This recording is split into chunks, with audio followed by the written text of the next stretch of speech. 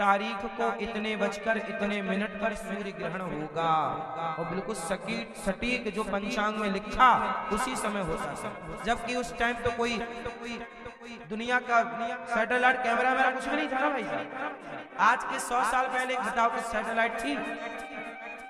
धरती में पहली सैटेलाइट कब छोड़ी गई? 1950 में। उसके पहले कोई सैटेलाइट थी ही नहीं। अब बताइए, जब सैटेलाइट नहीं, दुनिया जानती नहीं चंद्र ग्रहण क्या होता है, तब हमारे ऋषियों ने बता दिया, पंचांग ले लो, सब लिखा। आज भी 100 साल पुराना पंचांग मिल जाएगा, 200 साल पुराना मिल जाएगा, 400 साल पुराना मिल जाएगा। देख लो, देख लो, देख लो। तो क्या तुम्हारे पूर्वज मूर्ख थे क्या? अनपढ़ थे क्या? साइंस को तुम ही समझते हो, हमारे पूर्वज नहीं समझते थे?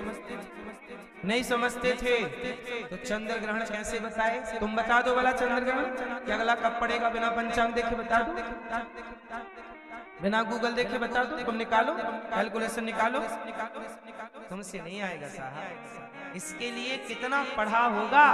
तुम सूर्य की गति आज जाने, हमारे ऋषि मुनि हजारों साल पहले जानते थे सूर्य की गति क्या है, पृथ्वी की गति क्या है। उस गति के अनुसार चंद्र ग्रहण सूर्य ग्रहण निकलता था।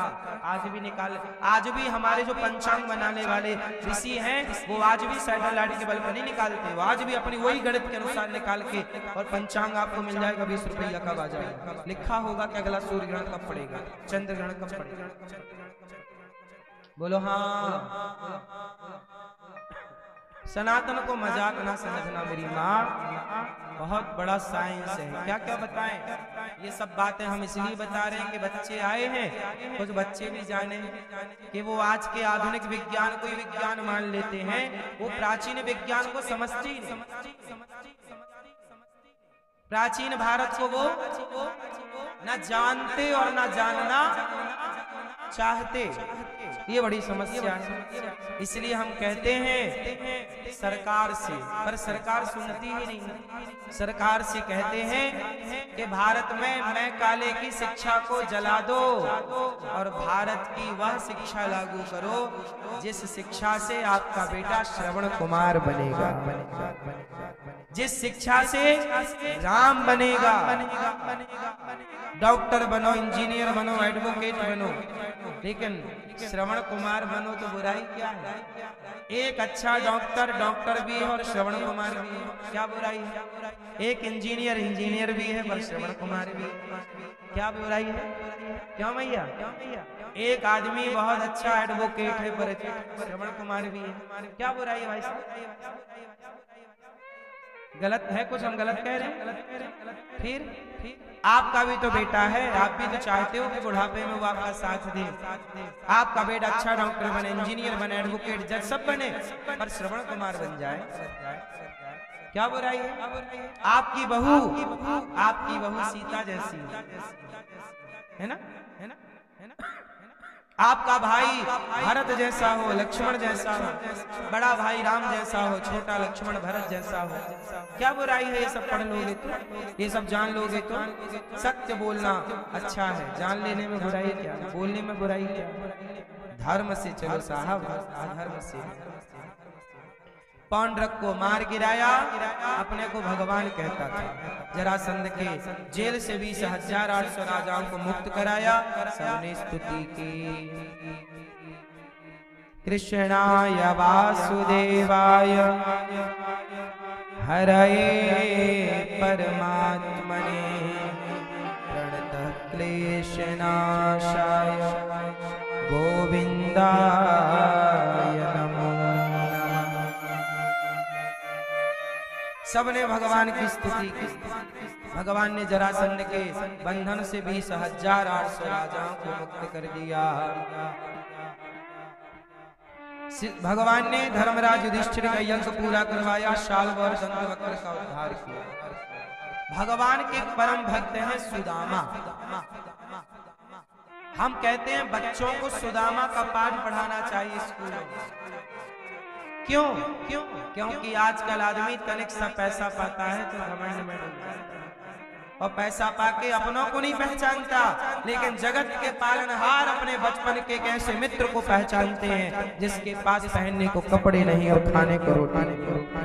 क्या ये भगवान कृष्ण का ये वाक्य नहीं पढ़ाना चाहिए बच्चों को, ताकि ये भी बड़े होकर के घमंड में न डूबे और अपने गरीब मित्र को याद रखें, इंसानियत को याद रखें। सुदामा की कथा केवल भागवत में सुनाने वाली ही नहीं हो, बच्चों को सिलेबस में पढ़ाओ। इससे क्या होगा, इन बच्चों के संस्कार में। सही है, सही है। सुदामा गरीब है, श्री कृष्ण राजा अमीर है। एक अमीरी जब गरीबी से मिलती है तो अमीरी गरीबी से मिलकर कैसी दिखती है, ये सुदामा और कृष्ण का चरित्र। आजकल कोई अमीर है तो गरीबों की तरफ देखता भी।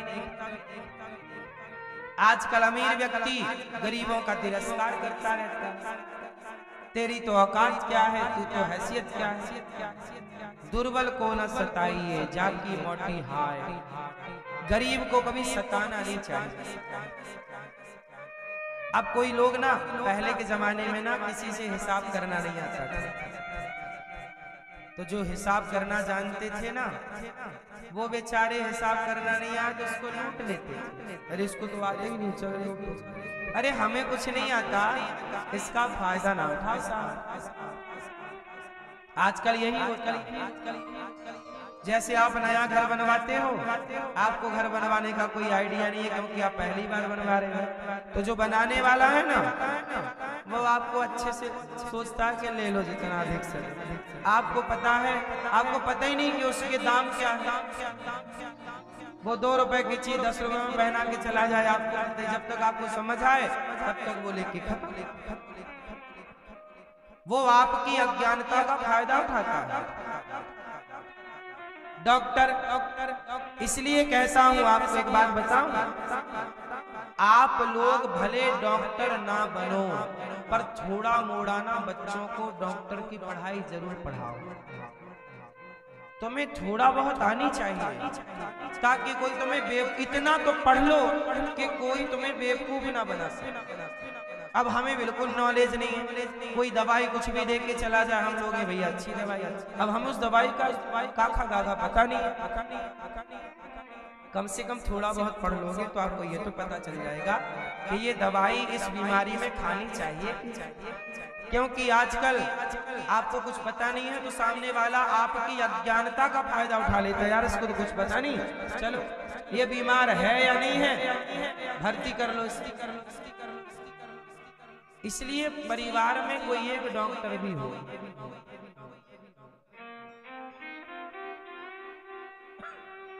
परिवार में कोई एक कानून की पढ़ाई पढ़ने वाला एडवोकेट भी हो। सबकी जानकारी हो, कल को कोई आपको बेवकूफ ना बने, क्योंकि दुनिया आपको अपने हिसाब से देखती है। इसलिए आपको थोड़ा थोड़ा सब चीज का अध्ययन करना चाहिए। पूरा ना कर पाओ, बेसिक ज्ञान तो पालो हर चीज का। इसलिए कहता हूं जिज्ञासु बनो, ज्यादा जानो। फ्री टाइम है, कुछ नई चीजें पढ़ो, कुछ नया जानने में बिलीव करो, नया जानो। नॉलेज बढ़ाना अच्छा होता है। जिसका जितना ज्ञान वो उतना बढ़िया, जिसका जितना कम ज्ञान वो उतना परेशान। सुदामा जी बिल्कुल गरीब है, आपका बचपन का यार है, दोस्त है, मित्र है। कैसा व्यवहार करते हो उसके साथ? आपके पास पैसा आ जाए आपके सुर बदल जाते हैं, व्यवहार बदल जाता है। भगवान कृष्ण यही तुम्हें समझाना चाहते हैं कि तुम कितने भी पैसे वाले बन जाओ, लेकिन अपने बचपन की यारी दोस्ती ना, अपने दोस्तों के साथ अच्छे से पेश आओ, धोखा ना दो। आज उसे जरूरत है, सुदामा को जरूरत थी, सच बताओ जरूरत थी कि नहीं?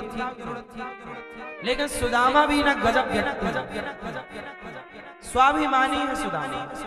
सुदामा जी इतने स्वाभिमानी हैं कि वो द्वारिका आए ही नहीं। सच बताओ, सुदामा द्वारिका आए? नहीं आए। उनकी पत्नी ने कहा जाओ, अपने से नहीं आए।